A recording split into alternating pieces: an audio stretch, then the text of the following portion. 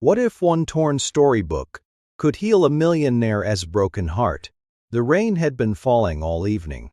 Inside the city's most elegant bookstore, warm lights glowed over wooden shelves, golden signs, and rows of expensive collector books.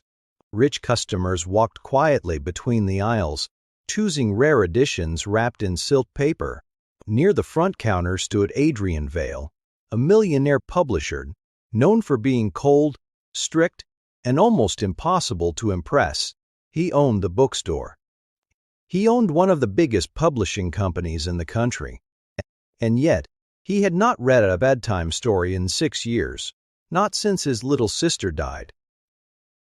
That night, Adrian was preparing to leave when the glass door opened. A woman stepped inside, soaked from the rain. Her name was Mara. She wore an old coat, cheap shoes, and held a small girl's hand tightly. The little girl, Lina, was pale and weak, but her eyes lit up the moment she saw the books. "Mom," she whispered, "it smells like stories." Mara smiled, but her smile was tired. She walked to the counter and spoke softly. "Excuse me, do you have any damaged storybooks you cannot sell?" The cashier frowned. "Damaged?" Mara nodded, embarrassed. "Maybe one with torn pages, or a missing cover. Anything cheap." The cashier looked her up and down. "This is not a charity shop." Mara's face turned red. "I know. I am sorry. It is just, my daughter's birthday is tomorrow. She loves stories. I wanted to give her one book." Lina looked down, hugging her small stuffed rabbit. "I do not need a new one, Mom," she whispered. "An old story is still a story." Adrian, standing near the back shelf, heard every word. Something in his chest tightened. The cashier sighed and reached under the counter. "We have one damaged copy in the storage box. It has writing inside, so we cannot sell it." Mara's eyes filled with hope. "How much?" The cashier checked the tag. $15. Mara opened her small purse. Coins. A few folded bills. Not enough. She swallowed hard. "I have 8. The cashier shook his head. "I cannot."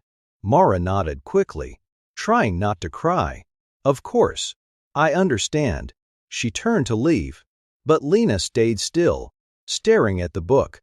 It was a blue storybook with a torn corner and gold letters on the cover. "The Moon Princess and the Lost Garden." Lina whispered, "That is the one from the hospital library." Mara froze. Adrian looked closer. "Hospital library?" Lina touched the cover gently. "Mom, remember? The nurse read it to me when I was scared." Mara closed her eyes. "I remember, sweetheart." The cashier pulled the book away. "Please do not touch it, if you are not buying it." Lina stepped back immediately. "I am sorry." Adrian's jaw tightened. He had seen people beg for money, beg for jobs, beg for deals, but he had never seen a child apologize for touching a story. Mara took her daughter's hand. "Come on, baby." Lina nodded, trying to be brave. "It is okay. Maybe we can make up our own ending." Adrian suddenly spoke. "Wait." Everyone turned. Mara looked nervous. Adrian walked toward the counter. His expensive coat was dry. His shoes were polished. His face was unreadable. He picked up the damaged storybook. "Why this book?" he asked. Mara hesitated. "My daughter has been sick. When she was in the hospital, this was the only story that made her sleep without crying." Adrian looked at Lina. The little girl smiled shyly. "The princess gets lost," she said, "but the moon follows her, so she is never really alone." Adrian's expression changed, just slightly, because he knew that line. His little sister had written it. Years ago, before she died, Adrian's sister Elise had written children's stories. She used to say, "A story is a light you leave behind for someone you may never meet." After she died, Adrian locked away her unfinished manuscripts and turned her dream into a company. But he stopped feeling the stories. He only sold them. Adrian opened the book. Inside the front cover, there was handwriting, small, messy, familiar. His breath caught. It was Elise's handwriting. For the child who feels afraid tonight, may this story sit beside you until morning. Adrian stared at the words. The room seemed to disappear. His sister had donated early copies to hospitals before she died. He never knew one had survived. Mara noticed his face. "Sir, are you okay?" Adrian closed the book slowly. His voice was quiet. "This book belonged to someone I loved." Mara immediately stepped back. "I am sorry. We did not know. Please keep it." Lina's smile faded, but she nodded politely. "It is okay. Maybe your person needs it more." Those words broke something inside Adrian. For 6 years, he had kept his sister's memory locked behind glass, like something too fragile to touch. But this child understood what he had forgotten. A story is not meant to be locked away. It is meant to comfort someone. Adrian looked at the cashier. "Wrap the book." Mara shook her head quickly. "No, sir. Please. I cannot pay for it." Adrian looked at her. "I am not selling it." He knelt in front of Lina and handed her the book. "I am giving it to you." Lina's eyes widened. "For me?" Adrian nodded. "My sister wrote it. I think she would want you to have it." Mara covered her mouth. Tears filled her eyes. Lina hugged the book to her chest like it was treasure. "Thank you," she whispered. Adrian thought that would be the end. But then Lina opened the book and smiled. "There is another page." Adrian frowned. "What?" She turned to the back cover. There, tucked between the torn pages, was a folded sheet of paper, old, yellowed, hidden for years. Adrian took it with shaking hands. It was another note from Elise. "Adrian, if you ever find this, please do not let my stories become only business. Promise me they will reach the children who need them most." Adrian stopped breathing. Mara watched as tears filled the millionaire's eyes. For years, he had built an empire in his sister's name, but he had forgotten her wish. He had made stories expensive, exclusive, perfectly printed, beautifully displayed. But somewhere, a sick little girl had needed one torn copy more than any collector ever had. Adrian turned away, fighting the tears. Lina reached out and touched his sleeve. "Is Elise the Moon Princess?" Adrian laughed softly through the pain. "Yes," he whispered. "I think she was." The next morning, Mara arrived at the hospital with Lina. She expected another long day of treatments, bills, and fear. But when they reached Lina's room, it was full of books. Not one, dozens. Bright covers, soft pages, fairy tales, adventures, bedtime stories. A small card sat on the bed. "For Lina, and every child who needs the moon to follow them." Mara turned around. Adrian was standing in the doorway. Beside him were boxes labeled Vale Story Project. Mara's lips trembled. "What is this?"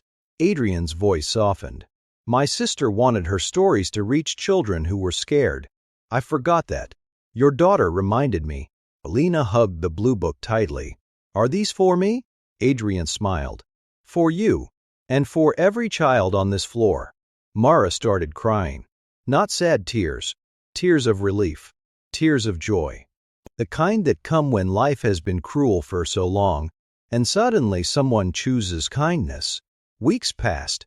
Adrian visited the hospital every Friday. At first, he only brought books.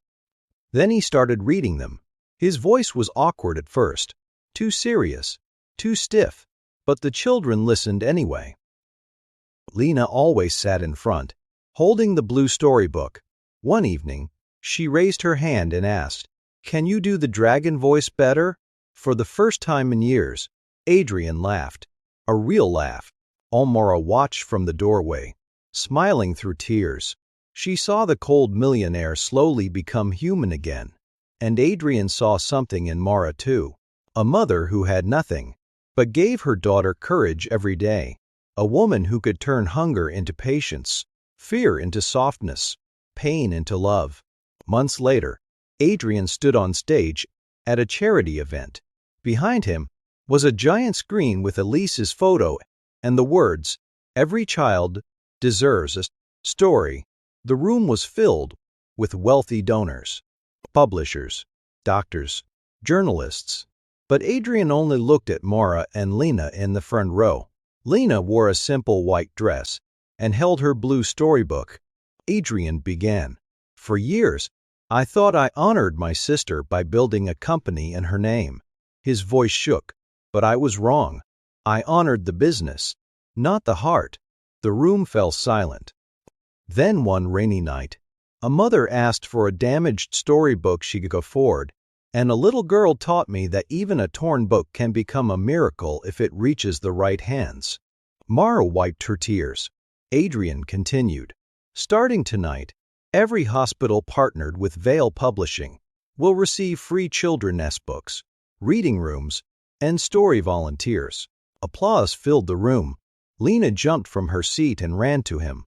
Security moved, but Adrian held up his hand. Lina reached the stage and hugged him tightly. "Your sister would be proud," she whispered. Adrian closed his eyes. Tears ran down his face. This time, they were not tears of grief. They were tears of joy. He knelt and hugged the little girl back. "I think she sent you to remind me," he whispered. Mara stood in the audience, crying and smiling at the same time, because she had entered a bookstore with $8 and a broken heart. And somehow, her daughter's love for one damaged storybook had changed hundreds of lives. That night, after everyone left, Adrian found Mara standing near the hospital reading room. She was placing the blue storybook carefully on a shelf. Adrian said, "You can keep it." Mara smiled gently. "I know, but Lina said someone else might need the moon tonight." Adrian looked at her, his eyes soft. For the first time in years, he felt his sister's dream alive again. Not in contracts, not in sales, not in perfect copies behind glass, but in small hands, in hospital rooms, in bedtime whispers, in mothers who had almost nothing but still gave everything. Because sometimes, the greatest miracle is not a rich man giving a gift. Sometimes, it is a poor mother reminding him what the gift was for. And sometimes, the most damaged storybook on the shelf is the one that finally teaches everyone how to heal. Would you have given Lina the storybook, or kept it because it belonged to someone you loved? Comment your answer below.